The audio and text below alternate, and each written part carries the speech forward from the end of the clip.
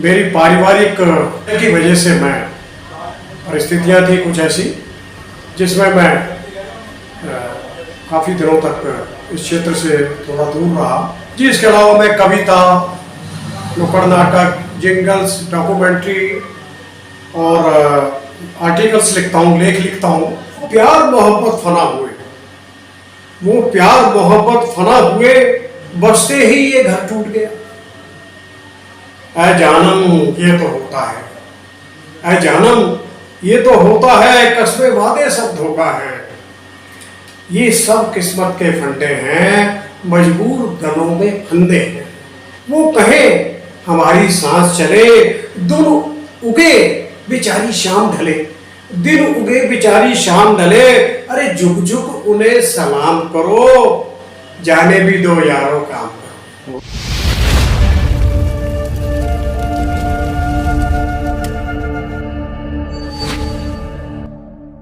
आज हमारे जन जागरण स्टूडियो के मेहमान हैं जनाब संतोष बेचैन जी। आपका बहुत बहुत स्वागत है जी। बहुत धन्यवाद। क्या कारण है जो आप लंबे अरसे के बाद सार्वजनिक रूप से नुमाया हुए हैं? जी, आप ठीक फरमा रहे हैं। मेरी पारिवारिक वजह की वजह से मैं परिस्थितियां थी कुछ ऐसी जिसमें मैं काफ़ी दिनों तक इस क्षेत्र से थोड़ा दूर रहा, लेकिन अब मैं फिर दोबारा आ गया। तो आजकल आप कर क्या रहे हैं? मैं हिंदी उर्दू मिश्रित भाषा में सरल शायरी में तवज्जो दे रहा हूँ, जिसमें हल्के फुल्के अंदाज में लोगों तक अपने भाव पहुँचे और समाज के सभी वर्ग से समझें। विशेष रूप से युवा वर्ग के लिए मैं लिख रहा हूँ। सर, युवा वर्ग के लिए आप इतना लिखते हैं, इसके अलावा आप और क्या क्या करते हैं? जी, इसके अलावा मैं कविता, नुक्कड़ नाटक, जिंगल्स, डॉक्यूमेंट्री और आर्टिकल्स लिखता हूँ, लेख लिखता हूँ। जब इतना चीज लिखते हैं तो क्या आपने कभी बॉलीवुड के लिए भी कुछ लिखा है? हाँ जी, लिखा है। एक फिल्म की 30 मिनट्स 30 मिनट यशोदास जी की, उनके लिए मैंने लिखा, उसको आवाज़ दी जनाब जावेद अली जी ने। और उसके अलावा भी मैं जनाब विपिन पटवाजी जी हैं, बॉलीवुड के उभरते हुए संगीतकार, जिन्होंने 3-4 फिल्मों में म्यूजिक दिया है, उनके लिए भी मैंने बहुत लिखा है। आपने कहा कि आप आर्टिकल लिखते हैं, तो किसके लिए आर्टिकल लिखते हैं? एक आध्यात्मिक पत्रिका है, उसके लिए मैं निरंतर रूप से लिखता हूँ। तो सर ये बताइए, आप आध्यात्मिक पत्रिका के लिए लिखते हैं, बॉलीवुड के लिए लिखे हैं, तो क्या कभी सरकारी विभाग के लिए भी लिखे हैं?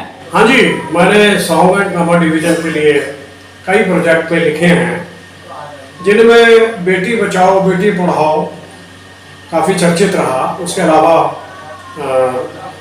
प्राइवेट तौर पर बनाए गए उन राष्ट्रीय गानों में, जैसे आत्मनिर्भर भारत देश, तिरंगा, कोरोना आदि पर भी बहुत कुछ लिखा है। भजन आप किसके लिए लिखते हैं? भजन जो प्रोफेशनल सिंगर्स हैं उनके लिए लिखता हूँ मैं, और उनमें से कई तो जैसे टी सीरीज में के लिए भी लिखा है। आपने लेखन कार्य जो है वो शुरुआत कब से किए थे? ये बाल्यकाल से, यानी बचपन से ही मुझे लिखने का शौक रहा है। और जब मैं 9वीं क्लास में था, 14 वर्ष का, तब मैंने पहली कविता लिखी थी। आपकी पहली रचना कब की थी? जी, मैं स्कूल में पढ़ता था, मैंने बताया आपको 9th क्लास में था जब मैंने पहली रचना लिखी। तो अगर आप चाहें तो मैं पंक्तियां सुनाता हूँ आपको।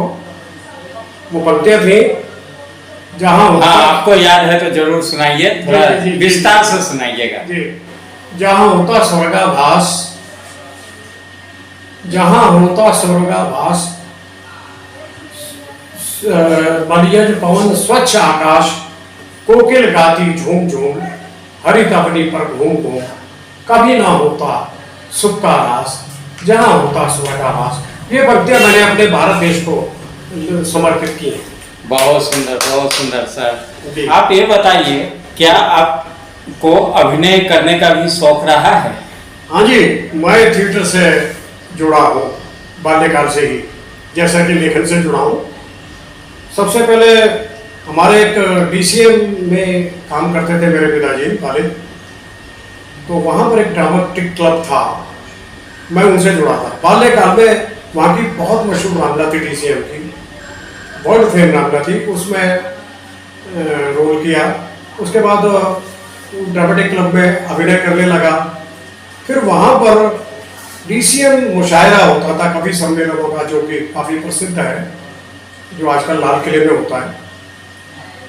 तो उससे मुझे प्रेरणा मिली लिखने की, मैं बहुत उससे इंस्पायर हुआ और मैं लिखने लगा।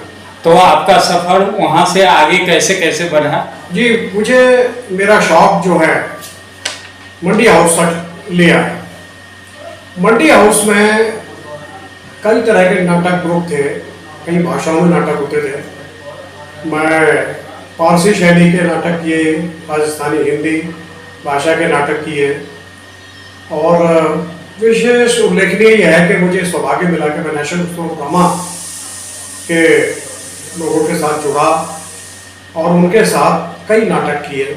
मैंने अपने निर्देशन में भी नाटक किए। अच्छा, अपने निर्देशन में जी हाँ, भी जी हाँ। नाटक करते जी हैं। हाँ। सुना है आप नुक्कड़ नाटक से भी जुड़े रहे हैं? हाँ, नुक्कड़ नाटकों से मेरा अच्छा खासा लगाव रहा है। नुक्कड़ नाटक मैंने काफ़ी संख्या में किए हैं, बल्कि नुक्कड़ नाटकों का प्रयोग पहली बार राजनीतिक प्रचार प्रसार के लिए मैंने किया था, जो काफ़ी चर्चित रहा। और वैसे भी शिक्षाप्रद नुक्कड़ नाटक किए। पेंटोमाइम ग्रुप से भी जुड़ा रहा, उसके कई हजार नाटक किए। और इसी तरह मैं आगे बढ़ता चला गया। जी हाँ, मैंने यहाँ पर स्लम एरियाज में हम लोगों ने काम किया, जिसके अंदर सफाई, फैमिली प्लानिंग और न्यूट्रिशन, स्वच्छता, इस तरह के विषय हुआ करते थे। आपका नाम रामलीला के लिए बहुत जाना जाता है, और एक दो रामलीला मैं देखा भी हूँ। कैसे रामलीला में अटैच हुए? जी, ऐसा है कि रामलीलाएं जो दिल्ली में होती थी वो आदर्श रामलीला नहीं हुआ करती थी। तो DCM में आदर्श रामलीला हुई, जो कि बाद में रामायण सीरियल बनाया अनुभव जी ने, लगभग उसी तरह की। तुलसीदास जी की चौपाइयों पे राधे श्याम जी के संवाद होते थे, तो मैं उससे काफ़ी प्रभावित था। तो मुझे एक बार मौका मिला, तो मैंने दिल्ली की रामलीलाओं में आदर्शवाद लाने के मुहिम के तहत अशोक विहार फेज 2 की रामलीला कराई। उसके बाद पंजाबी बाग, अजमल खां बाग, रोहिणी सेक्टर 3 और ऐतिहासिक रामलीला जो रामलीला मैदान की है दिल्ली के, बड़ी रामलीला जिसे कहा जाता है, उसको भी मैंने 3-4 बार करवाया। 32 वर्षों तक मैं रामलीला के क्षेत्र में। 32 वर्ष तक? जी हाँ, जी हाँ। और मेरे यहाँ से निकले हुए बहुत सारे ग्रुप आज भी दिल्ली की बड़ी बड़ी रामलीला कर रहे हैं। सर, आप अपने शायरी को श्रोता तक कैसे पहुंचाते हैं? वैसे पहले तो मुशायरे हुआ करते थे, कभी सम्मेलन हुआ करते थे, कभी गोष्ठियाँ होती थी, उसमें बीच में गैप आया।